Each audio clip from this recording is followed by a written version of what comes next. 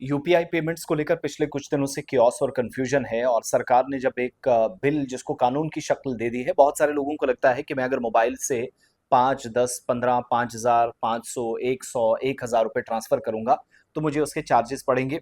ठीक वैसे ही जैसे एटीएम पर एक्स्ट्रा चार्जेस पड़ते हैं 4-5 ट्रांजेक्शन्स का या 4-5 बार इस्तेमाल करने के बाद।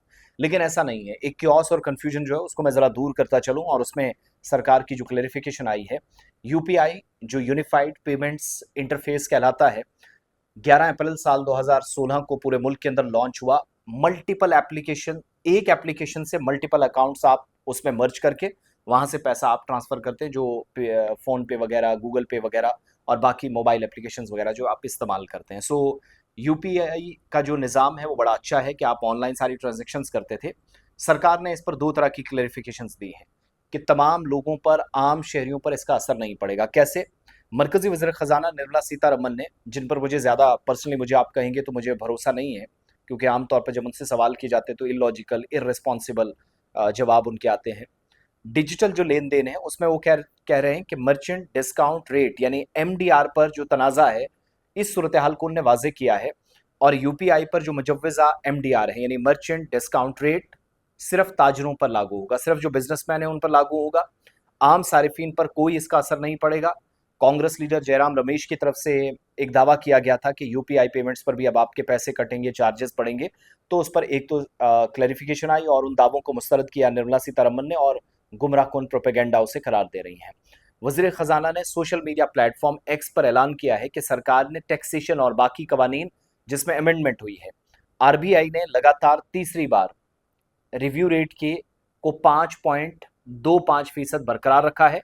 आम आदमी पर इसके असरात 2026 जब ये मुतारिफ कराया गया है तो ज्यादा नहीं होंगे। बिल जो payment and settlement systems act 2007 की सेक्शन 10 सबसेक्शन ए में तरमीम को की तजवीज करता है। बिल लाया जा रहा है जिसको सरकार कानून की शक्ल अब देने जा रही है, बाज़ाब्ता तौर पर अमलावरी इस पर होगी।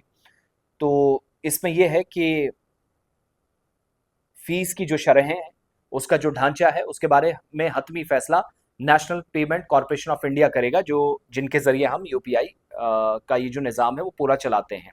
सो डिजिटल जो अदायगियां हैं कौन से तरीके से मुकम्मल और मुफ्त होंगी? निर्मला सीतारमन के मुताबिक एमडीआर से हासिल होने वाली जो आमदनी है उसका बुनियादी मकसद डिजिटल माहौलियाती निज़ाम को मजबूत करना है। बैंकों और फिनटेक कंपनियों को बुनियादी ढांचा, टेक्निकल उनकी जो जिद्दत है उस पर, और साइबर सिक्योरिटी में खातिर खा जो सरमायाकारी हो रही है उस पर, उसमें इजाफे की तरफ तवज्जो दी जा रही है। और अरबों मालियत के जो माहाना लेन देन होते हैं उसको सिक्योर कैसे किया जाए, सरकार का इस पर फोकस है। तो आज सरकार ने एक तो वो क्लियर कर दिया। दूसरा, यूपीआई पेमेंट फ्री होंगे आम शहरियों के लिए। सरकार के ऐलान के मुताबिक कुछ लोगों को, जो मर्चेंट्स हैं या तिजारत पेशा अफराद हैं, उन लोगों को थोड़ी बहुत फीस बाद में देनी पड़ेगी सरकार के मुताबिक। तो सरकार के मुताबिक ये जो नॉमिनल चार्जेस हैं ये हाई वैल्यू मर्चेंट ट्रांजेक्शन्स पर ही अप्लाई होंगे। यानी बहुत ज्यादा जिनका लेन देन है, लाखों करोड़ों रुपए का कारोबार सिर्फ यूपीआई के जरिए करते हैं, उनको बाद में जाकर, अभी फौरी तौर नहीं।